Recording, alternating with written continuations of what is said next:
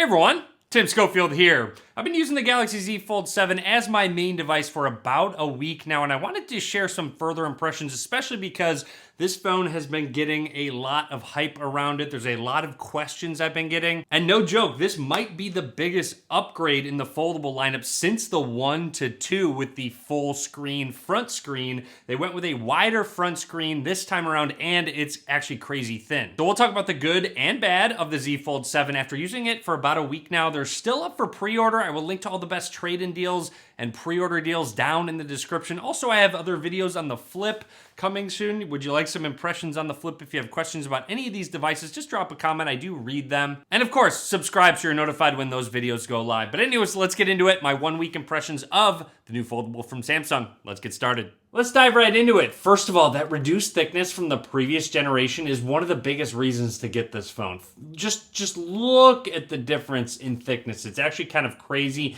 Not only is it much thinner, it's also lighter than the S25 Ultra from Samsung. So you can get that candy bar style feel out of a foldable phone that opens up. You already know they made a big improvement to that outside display to make it more like a regular phone. It's taller, it's wider. So the biggest thing for me was typing. It just is a lot more comfortable. The screen itself doesn't feel as cramped. Funny enough, a downside to it being so thin is that it's harder to open up. There's just less real estate on the sides to grab onto and open up. Yes, you can still use one hand. You can kind of dig in with your thumb and flip it open. I do not recommend doing that to open up your foldable phone. You don't want to peel off that inner screen protector, etc. We need to zoom in for this part onto the table. When it lays flat, it will rock pretty considerably, which makes sense considering that camera bump that's on the back. But I also want to point out that it's really not that much different from previous generation foldables. They all sort of rocked because they all had a camera bump. Admittedly, the Z Fold 7 just rocks a little bit more than the previous generation, but that's also due to the 200 megapixel lens on the back. And speaking of that camera, it's really nice to have a sort of flagship level lens on the back of a Samsung foldable. I've noticed a big difference in lower light shots and just pictures in general. I need to test it out more, so more to come on that. Let's say you're watching your favorite YouTuber and you go full screen. It has an auto zoom function with a larger screen so you can take full advantage of it. It'll even zoom out. You'll see it kind of cropped out to make sure everything that was in the video is on screen. But that's not really what I want to talk about. So I rotated my phone more horizontally, so to speak, because it's not quite square. Again, it has the auto zoom function, but if you watch in the original, there is a hole in that content right there, which is a little different from previous generations. And I get it. There is a big visual difference between the two. I found after about a week, I sort of get used to it. It doesn't really bother me as much anymore. I still notice it, but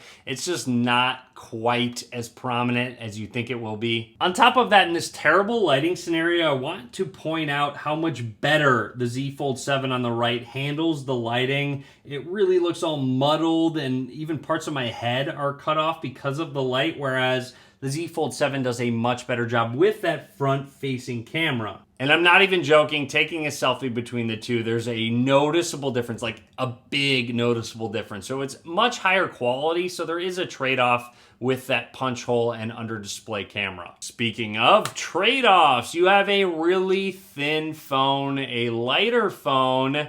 You're going to have worse battery life because you can fit a smaller battery in this compact form factor. So battery life so far after a week has been average, if not below average. So just keep that in mind. There is that trade-off. The screen protector is a little bit different. It had a bit of an indent on the previous version, whereas on this version, it sort of protrudes out just a tiny bit. So different. I sort of like the indented version better, honestly, so far. It's still taking me a little bit to get used to it protruding out as opposed to just sliding and falling into the screen protector like it did on the 6. Also, I know this feature is available on other foldables, but I want to point out that you can swipe up to continue apps on that front screen. They generally will continue on the inside display. However, there's a setting where you can switch it to none, all, or swipe up to continue, and I really like swipe up to continue. Also, this phone has been so smooth. Everything I've thrown at it, it's handled really well. I do a lot of multitasking, obviously with a larger screen. Nice to be able to have, you can have 3 apps open at once, but I want to point out the new 90-10 feature that Android 16 has, where you can pull an app all the way over. 90% of one app is open, and let's say, hey, I want to switch back to the other one. Tap it, 90% of the other app gets open. So a really big difference of having that, and it just makes multitasking so much easier. And like I said, you can actually drag and drop just another app into the corner. Looks like I need to be out of 90-10 to do that, which I didn't quite realize, but there we go. There's 3 at once. A lot of questions about that crease. Yes, you can still see it if the light is really harsh and hits it. And of course, with the screen off, it just is more noticeable. You can barely feel it. It actually looks worse than it feels, but you can still see it, but not really. Honestly, when that screen's on, unless that light is really harsh hitting it, you can't even tell. I don't even notice it. It feels really good. And just a nice look at how thin this phone actually is when it's unfolded. Obviously, like I said, the downsides of having a 200 megapixel camera, but it's just kind of crazy. Makes it harder to hold on to.